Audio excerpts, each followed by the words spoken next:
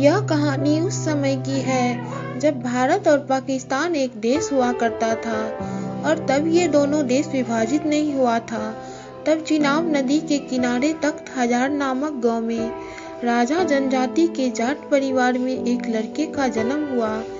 इस लड़के का नाम रांझा रखा गया। रांझा इस परिवार का सबसे छोटा बेटा था। रांझा से बड़े 3 भाई थे जो खेती का काम किया करता था और रांझा माँ बाप का सबसे दुलारा बेटा होने के कारण आराम से मस्त रहकर बांसुरी बजाता था। लेकिन रांझा की किस्मत में यह आराम ना होकर विधाता ने कुछ और ही लिखा था। रांझा की भाभीियों के द्वारा गृह क्लेश के कारण रांझा अपना घर छोड़ दिया और इधर उधर भटकने लगा। रांझा भटकते भटकते हुए हीर के गांव झंग पंजाब में जा पहुंचा। उसने वहां पहली बार हीर को देखा और पहली ही नजर में रांझा को हीर से प्यार हो गया। हीर सियाल जनजाति में पैदा हुई एक अमीर परिवार की लड़की थी और जब हीर ने जवान नवयुवक रांझा को देखा तो हीर भी उसे अपना दिल दे बैठी।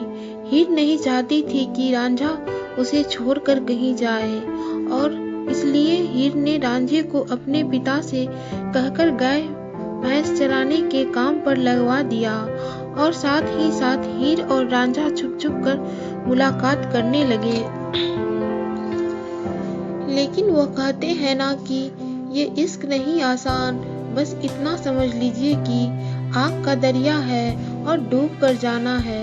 हीर और रांझे की पनपती हुई मोहब्बत को ग्रहण लग गई। जब हीर के चाचा कैदव ने दोनों को मिलते हुए देख लिया और तब हीर के चाचा ने सारी बात हीर के माता पिता को बताई।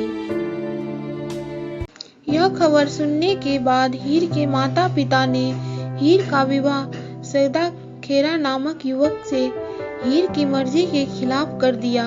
रांझा हीर की शादी होते हुए देख दुखी होकर कनफटे समुदाय के फकीर से गुरु दक्षिणा लेकर फकीर बन गया और गांव-गांव और गली कूची में गीत गाते हुए भटकने लगा। एक दिन अचानक वह हीर के ससुराल में जा पहुंचा और वहां पर उसकी मुलाकात हीर से हुई। उन दोनों ने वहां से भाग जाने की योजना बनाई। इस योजना में हीर और रांझा काफी हद तक कामयाब भी हो गए, लेकिन स्थानीय राजा के द्वारा पकड़े जाने पर दोनों को कड़ा इम्तिहान देना पड़ा। इस इम्तिहान के बाद राजा को एहसास हुआ कि हीर रांझा दोनों एक दूसरे से बेहद प्यार करते हैं। इसके बाद राजा ने हीर का विवाह रांझा के साथ करने का आदेश दिया, लेकिन हीर की खुशी से बर्दाश्त नहीं हुई। अंत वही हुआ जिसका डर था। शादी के दौरान हीर के चाचा हीर के खाने में जहर मिलाकर वे खाना हीर को खिला देता है और जहर वाला खाना खाने के कारण हीर की मौत हो गई।